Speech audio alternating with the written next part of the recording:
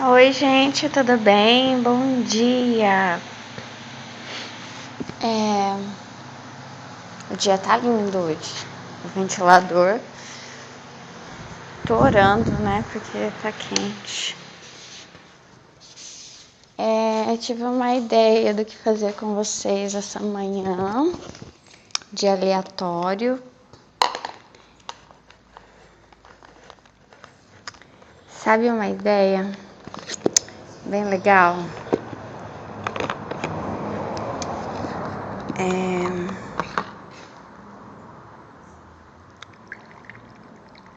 O que será que me veio, né, outro dia, que Deus falando comigo? Tente fazer coisas que você nunca fez antes, sabe? Eu nunca fiz. Ou, sei lá, nunca tomo meu café aqui, nunca olho para essa direção. Sabe, às vezes são coisas simples, né? De você virar a sua cadeira para um lado, tomar o café, jantar na varanda, sei lá, umas coisas, né? Então, isso é legal. Tomando meu café, bom dia. E o passarinho, né, como sempre. Qual foi a ideia que eu tive?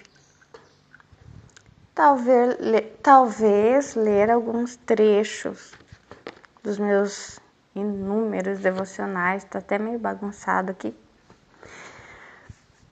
com vocês. A gente, às vezes, o que eu reparo, que a gente tem coisas assim bem organizadas e guardadas. E essas coisas bem organizadas e guardadas, a gente não mexe. Quando eu fiz o segundo grau, que eu não fiz o ensino médio, eu fiz segundo grau.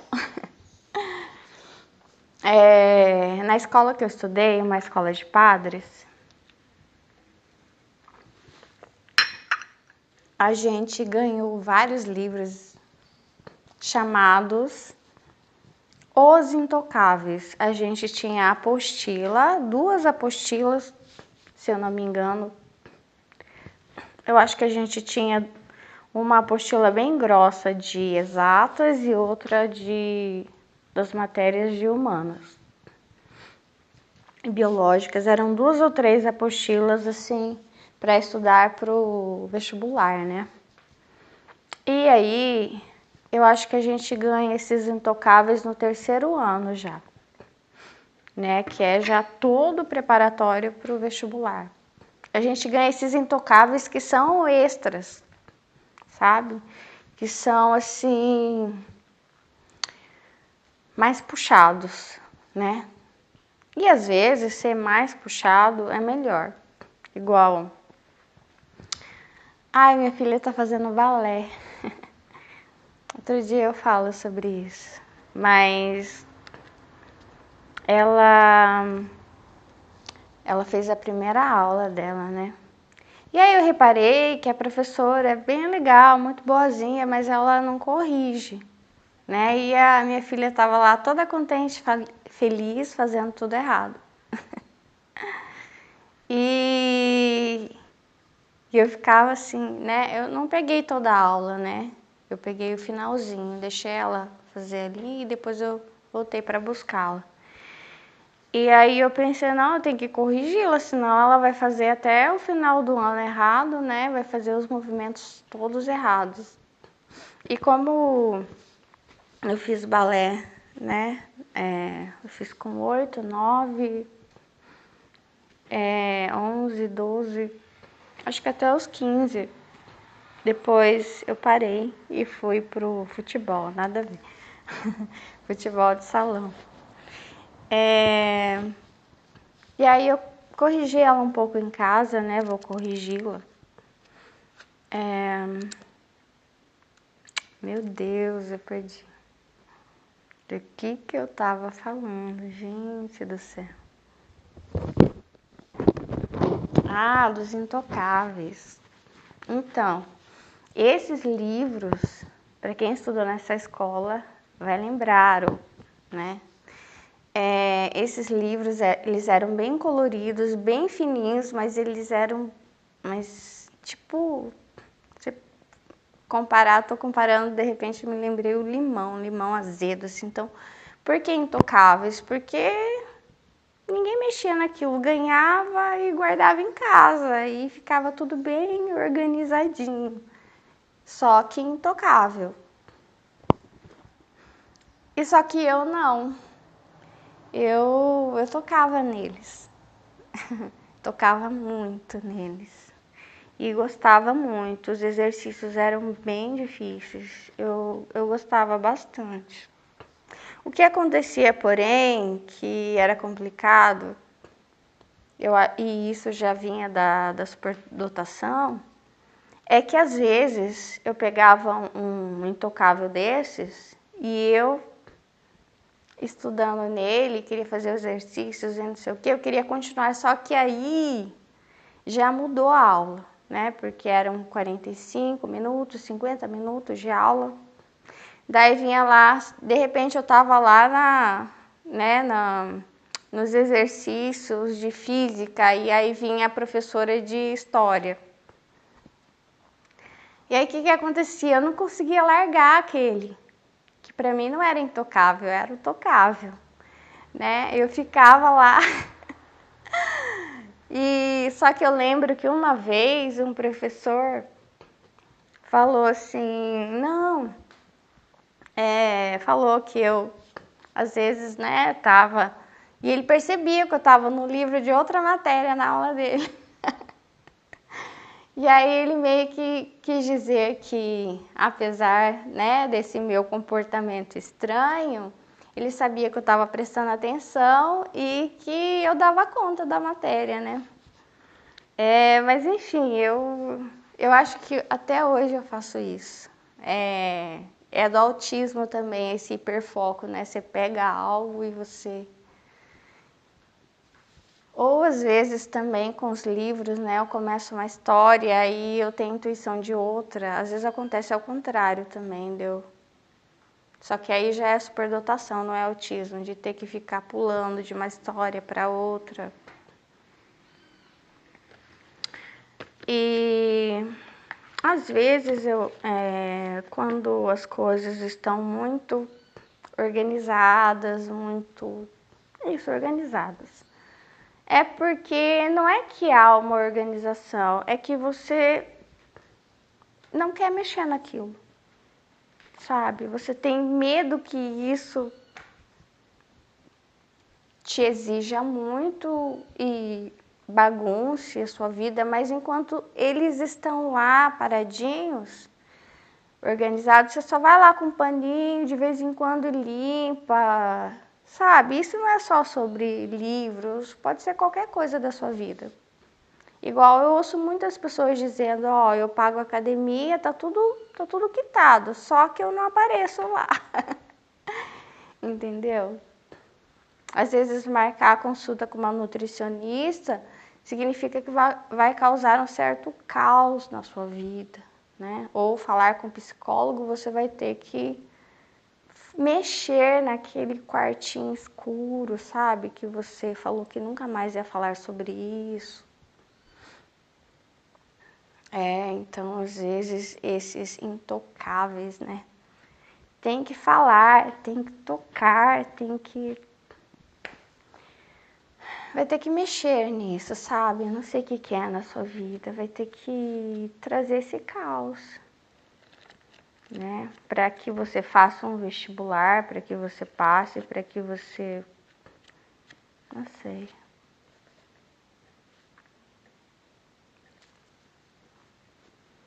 Uau, me lembrei da Melissa de 17 anos. Saudade dela.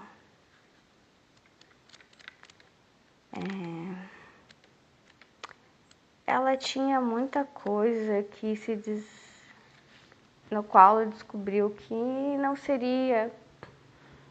não era bem assim, infelizmente, né? Muitas ilusões, né?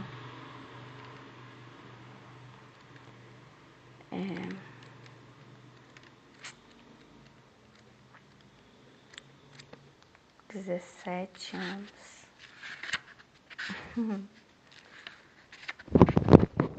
Como estava você com 17 anos?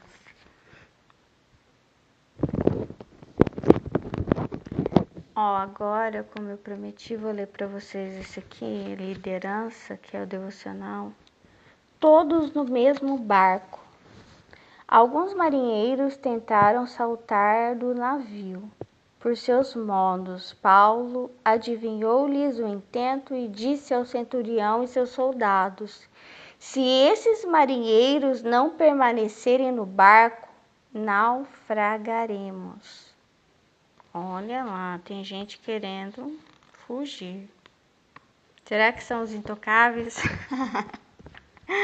Eu vou pular do barco, aqui eu não vou ficar.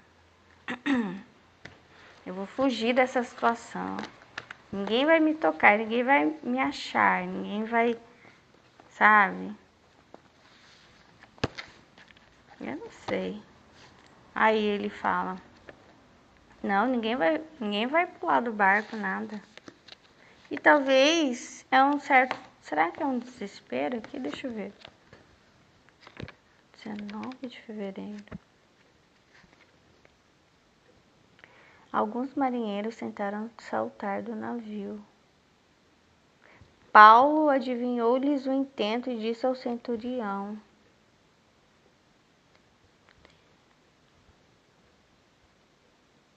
eu acho. Deixa eu abrir lá, Atos 27. Talvez. Não é que. Eles iam morrer, né? Vai saltar? Talvez você ache que já tá praticamente morto, né? Não sei. Tipo assim, que diferença, eu vou saltar logo, né? Já. Cadê a Bíblia? Deixa aqui. Atos 27. Tá tão ruim assim que vai ter que saltar antes. Nem vou esperar, sabe, alguém me dar notícia. Eu já vou saltar logo. Eu já vou, sabe?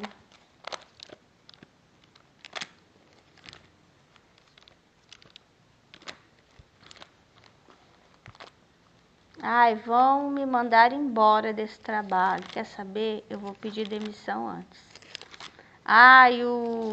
O fulano vai terminar comigo. Quer saber? Eu vou terminar antes. Tipo isso. Sabe?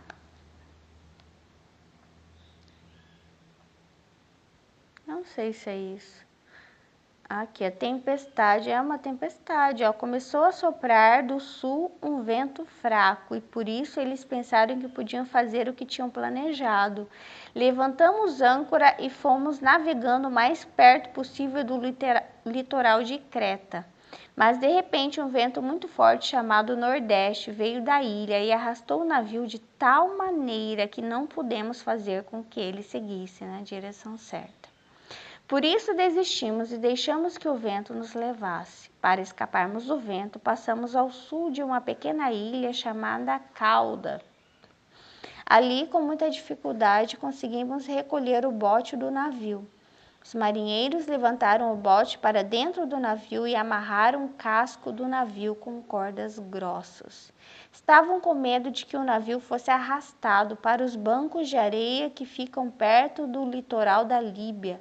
Então desceram as velas e deixaram que o navio fosse levado pelo vento. E a terrível tempestade continuou. No dia seguinte começaram a jogar a carga no mar. E no outro dia os marinheiros com as próprias mãos jogaram no mar uma parte do equipamento do navio. É o desespero. Não tem nada que você fazer.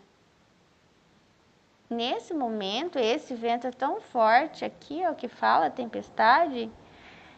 O máximo que você pode fazer é deixar que o vento te leve, Olha o que ele fala. Então desceram as velas e deixaram que o navio fosse levado pelo vento. A tempestade continua. E aí tem que desfazer das coisas. Outro dia Deus falou sobre o acúmulo, né? Jogar a carga no mar. E no outro dia os marinheiros com as próprias mãos jogaram também, parte do equipamento do navio. Durante muitos dias não pudemos ver o sol nem as estrelas. Uau, que triste. Tá preso em algum lugar, tá isolado, tá isolada. E o vento continuava soprando forte. Finalmente perdemos toda a esperança de nos salvarmos. Alguém intocável. Fazia muito tempo que eles não comiam nada. Então Paulo ficou de pé no meio deles e disse: Homens, vocês deviam ter dado atenção ao que eu disse ter ficado em Creta, e assim não teríamos tido toda esta perda e este prejuízo. Mas agora peço que tenham coragem, ninguém vai morrer, vamos perder somente o navio. Digo isso porque na noite passada um anjo do Deus a quem pertence Silvo apareceu a mim e disse: Paulo, não tenha medo. Você precisa ir até a presença do imperador e Deus, na sua bondade, já lhe deu a vida de todos os que estão viajando com você. Presta atenção. É o que Deus tem falado para mim. Não vai morrer nada. Não vai morrer. Sabe? Não vai morrer. Ai, te traíram? Vai morrer nada. Você não vai morrer por causa de uma traição. Você não vai morrer por causa da cara feia de alguém. Você não vai morrer porque não passou no concurso. Não vai morrer porque vai ser despedida. Não vai morrer, sabe? No máximo que você pode perder é esse navio. Mas não vai morrer. A história vai continuar. E isso vai servir de testemunho. Amém? Foi o anjo do Senhor que disse: Olha só, por isso, homens, tenham coragem. Eu confio em Deus, estou certo de que Ele vai fazer o que me disse. Porém, vamos ser arrastados para alguma ilha. Então, às vezes, em algum momento da vida, a sua fé é: eu me deixo ser arrastado por esse vento, porque Deus sabe para onde está me levando. Ele está me arrastando para algum lugar. E eu estou com medo. Claro. Eu quero saltar antes. Quantas pessoas passaram por situações em que elas não se deixaram ser arrastadas pelo vento de Deus? Mas é Deus que permitiu essa tempestade, esse vento, essa chuva. E elas saltaram antes. O que elas fizeram? Desespero, né? Se mataram, não sei.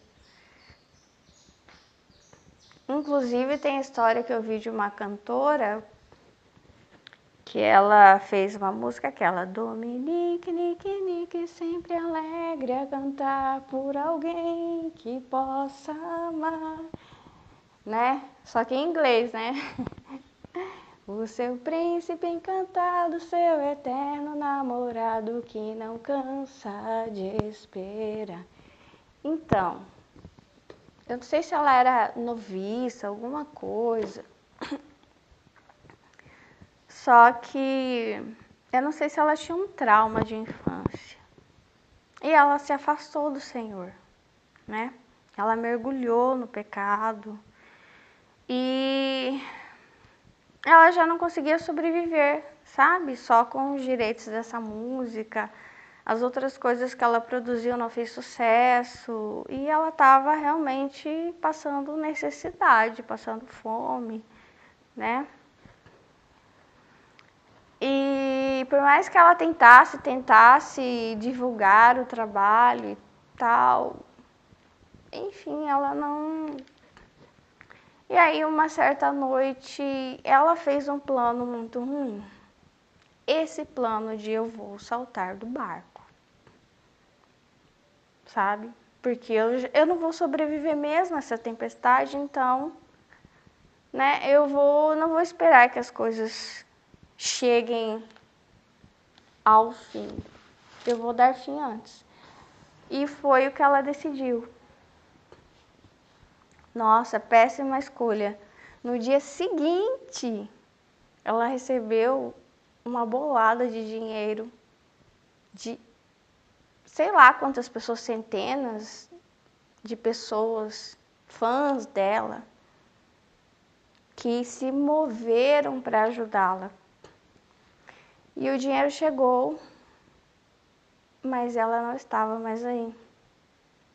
Infelizmente, porque ela decidiu saltar do barco. Não confiou, sabe? Não se deixou ser arrastada. Então se deixe ser arrastada. Sabe? Olha aqui essa situação. Não há indignidade nisso. Espere. Espere no Senhor. Espere. Às vezes é difícil. Não salte do barco. Ai.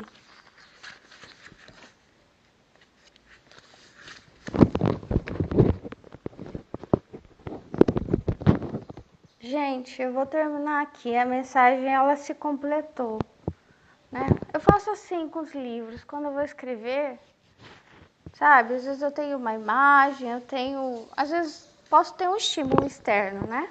Como estar olhando para um passarinho, para alguma cena e resolver escrever, né? Criar um personagem. E, posso falar um pouco sobre isso? Sabe, eu estava pensando na morte, no luto, o que acontece, né? Eu acho que é a parte da revolta, igual eu perdi meus pais, né? Ou qualquer outra coisa da qual esteja na mão de outra pessoa, sabe?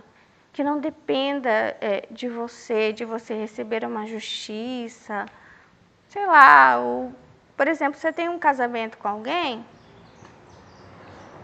eu imagino, né? Não sei. E às vezes, sem querer, mas você tem 50% da tua vida na mão de outra pessoa, o que é horrível, né? Mas é um risco, né? Do que ser esse intocável de eu nunca me exponho e nunca vou me expor a amar alguém, a conviver com alguém, a me casar com alguém, né? Mas sempre, né? Você vai ter uma certa parte da tua vida nas mãos de outra pessoa, o que dá uma certa insegurança, né? Amar as pessoas dá insegurança, né? É o que eu falei da fragilidade, mas eu me deixo ser tocada, eu me deixo ser tocado, eu me deixo ser alcançada. É o bom da vida. A semente, eu me deixo ser rasgada. A mulher fica grávida, eu deixo esse feto crescer e nascer.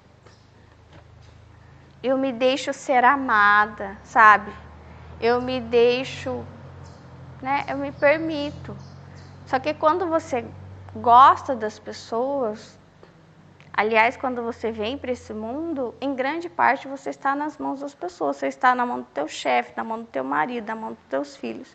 Por mais que as pessoas venham falar de empoderamento, independência, eu só dependo de Jesus também, não é assim. A gente está o tempo inteiro. Igual a minha filha está na escola, com os professores, né? Então a gente sempre está interdependente e nas mãos das pessoas, e também que eu ia falar da morte e das coisas inesperadas,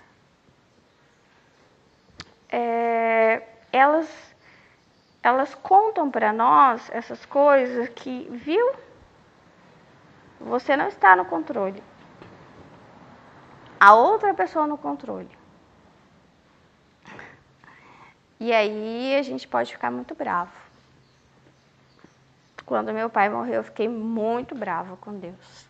Porque a gente tem a impressão que a gente está no controle. A gente fez todo um plano que ia ser assim e não foi assim e não é assim, não será assim. Os nossos planos, eles não vão se completar da maneira como a gente acha. Vai ser como Deus disse, não como a gente acha. E graças a Deus, se a gente deixar que Deus nos toque, que Deus toque a nossa história, que a gente permita que ela seja como Deus quer.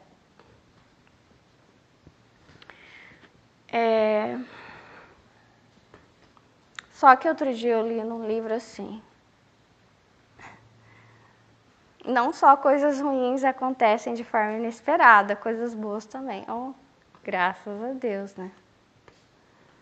Aliás, eu nunca tinha planejado viver no Japão. Foi algo inesperado, eu não esperava ir para lá, enfim, tudo que eu vivi lá foi bom. Não tinha planejado voltar a escrever. E às vezes Deus cria situações de dor, porque em algum momento os meus livros também... Não tinha livros ainda, né? Tinha algumas poesias soltas só. Deus às vezes cria situações de tocar você de forma dolorosa, para que você volte a algum chamado seu, sabe? Para que você se permita ser tocado naquela área que você falou, não, deixa lá. Porque às vezes está organizado de uma forma não produtiva. Como assim você recebe esses livros e deixa lá, mas isso não avança, sabe? Isso não vem a fazer parte, aquele conhecimento da tua vida. Eu não sei, eu tô vendo uma pessoa que toma muitas pílulas e talvez fica casada e que, não sei, talvez devesse ter um filho. Eu tô falando porque eu vi assim, então.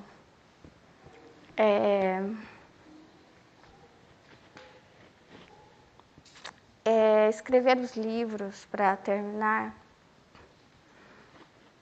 às vezes eu só consigo, às vezes não, eu só comecei a conseguir escrever os livros porque eu lidei com eles como é a vida, como estar num barco e às vezes a água está calma, às vezes vem uma tempestade. Não, peraí. Eu tô falando dessa insegurança, dessa sensação de não controle. Quando eu comecei a escrever, eu já falei isso aqui, mas vou repetir de novo. Que eu acho que o ser humano, ele é assim, ele é altamente controlador. Ele tem na cabeça dele que ele sabe que é o certo, que ele tem uma forma, entendeu? E eu tinha que ter na minha cabeça a história completa. Eu vou fazer assim, assim, assado, sabe? Um esqueleto daquilo, uma forma, um plano perfeito. E não, eu não conseguia, porque era cobrança demais, né? Dessa forma, por isso eu não conseguia, sabe? É o que ontem eu vi, estava olhando para as flores e imaginando como elas vão desabrochar. Será que se a gente ficasse ao pé delas, antes que elas brotassem, dizendo, você vai brotar assim, assim, assado, você vai mais para a esquerda, você vai mais para a direita, tantos centímetros, assim, assim, assim, elas iam se recolher para dentro e interromper aquela flora, sabe? Aquele aflorar, não ia acontecer mais.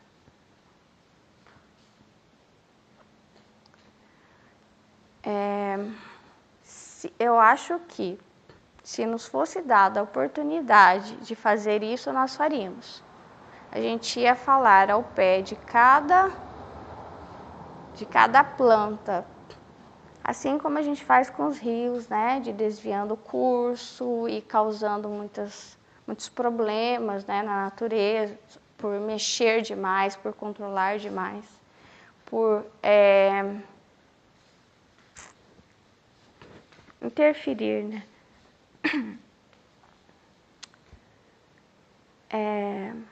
É isso. Talvez essa mensagem seja para você de... Você não tem, sabe, controle sobre as coisas. Você não tem controle sobre as coisas. Você não sabe de fato a forma certa, o jeito certo, aquilo que é bom, nem para você. Você acha que sabe, né? Podem acontecer tempestades, podem acontecer boas tempestades também. Tem uma música muito linda da Bruna Carla, para quem é solteiro, que é Que Bom Que Você Chegou, que ela fala sobre uma tempestade boa na sua vida. E é sobre isso, né? Você mexer em coisas que estão intocáveis, pedir para Deus, sabe? Quem sabe fazer as coisas diferentes dessa vez, né? Se permitir. E se você está em uma situação na qual você se sente impotente dentro desse barco, como aqueles homens que eles diziam, vou saltar antes. E você acha que, sabe, que você vai morrer, que tudo vai dar, né? Vai dar ruim. Não vai. Não vai. Deus cria situações para testar a nossa fé, para nos fortalecer como seus filhos, como cristãos, e também para nos ensinar que dentro de um barco está todo mundo olhando para o barco, mas olhe para a vida. A vida é que é sagrada, a vida que é importante, sabe? Olhe para a vida, para a sua vida, a vida das pessoas que estão aí junto com você. Você não precisa saber como Deus vai resolver isso, mas Ele vai resolver. Ele tira o dinheiro da boca do peixe para ajudar você. Ele move tudo. Ele move as pessoas, Ele move a natureza no tempo certo. Ele faz com que chegue até você aquilo do qual você precisa. Eu creio nisso. Agora, talvez a gente perca mesmo o barco e tá tudo bem, né? Porque a gente vai estar em terra firme e talvez Deus vai dar outra direção também para nós. É isso. Tchau, gente. Deus abençoe vocês. Amo vocês em Cristo Jesus. Tenha fé. Continue no barco. Tchau.